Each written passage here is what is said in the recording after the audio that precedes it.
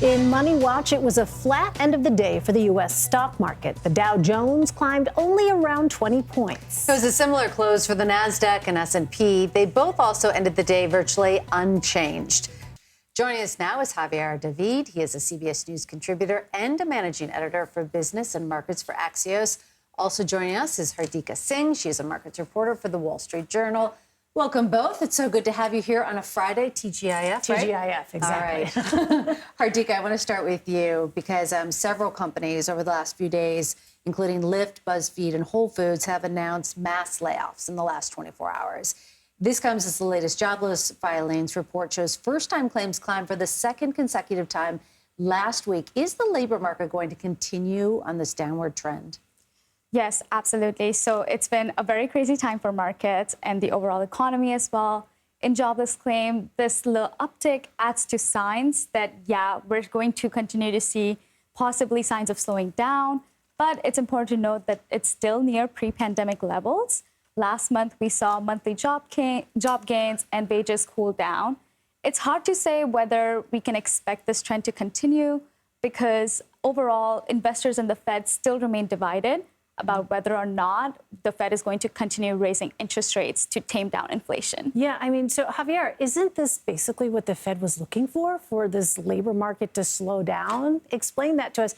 And also, I mean, if that's the case, what about the potential of a recession, right? Yeah. We've been hearing about that. I mean, what the Fed has been looking for is a definitive cooling in demand, which has been the fact that the labor market is so hot has been a function of the fact that people kind of keep spending on things, and there is all of this demand in the economy that still needs to absorb both workers and money.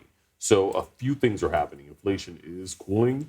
The labor market is showing finally definitive signs of softening. And consumers are starting to get a little tired. Like it's looking like, based on the high frequency data that we see, that consumer spending is starting to slow down. We've seen like a real pullback in people opening their wallets as vigorously as they have over the last several months, or really for the most part of the pandemic era. People are finally starting to feel like, okay, this is a little bit much. The price hikes are starting to bite. People's consumer tastes or habits are shifting, and they're just starting to feel a little pinch, and a lot of these layoffs are starting to bite. So Javier, let's talk a little bit about Tesla. It released its first quarter earnings this week. Both its revenues and its profits came in close to expectations, but its net income fell by 24%. So what should we make of this?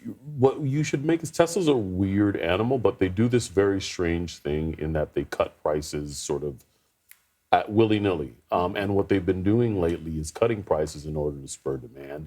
And then other EV makers in the sector kind of feel compelled to follow suit. So it's a weird dynamic in which it's very difficult for consumers who want to buy an EV to kind of time, like, 'cause they don't want to overpay. And then the next day, someone like Tesla or one of the other players cuts their prices. But what we're seeing in the EV sector is a definitive sort of margin compression, and the fact that people feel compelled in this environment where there's all this economic uncertainty and people just don't have as much money to spend as they did even a few months ago, trying to entice them with lower costs or lower prices on these cars.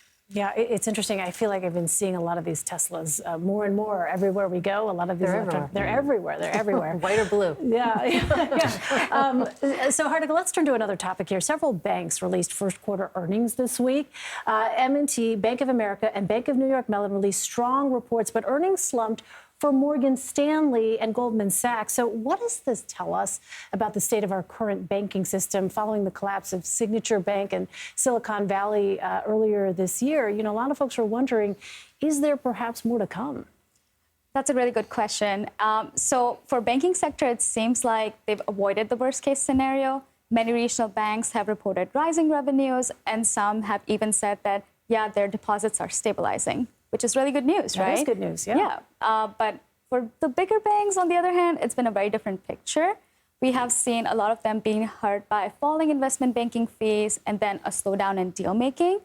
Overall, it seems like the banking sector earnings have sort of proved for investors that this whole trouble hasn't been as bad as they were worried about. Sure, small banks are still going to have worries, but they're small, right? So we're not really worried about that. For now, the focus has turned back completely to tighter lending conditions in the future.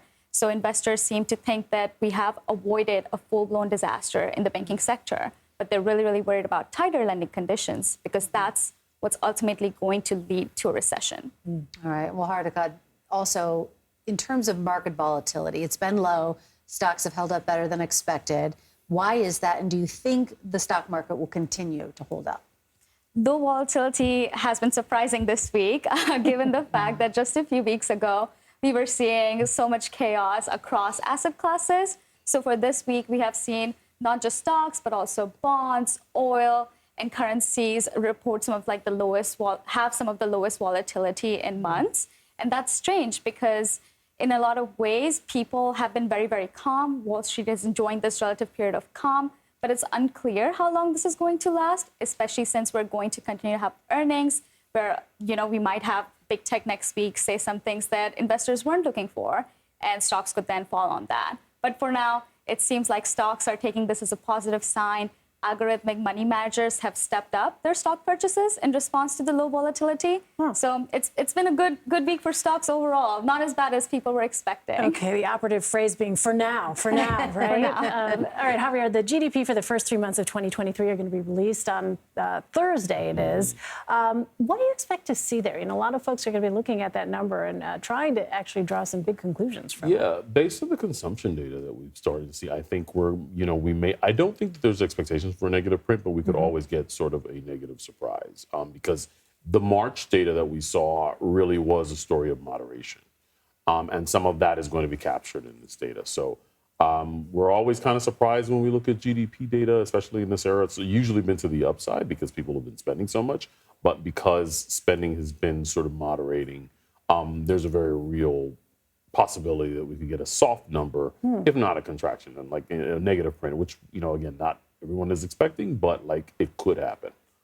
Brace ourselves, maybe? Yeah, brace yourselves for something that's something that looks something worse than what we've been seeing over the last several months and year or so, which has been numbers that pretty much surprised to the upside. All right. Javier, Hardika, thank you so much. We appreciate it. Unpacking a lot for us this week.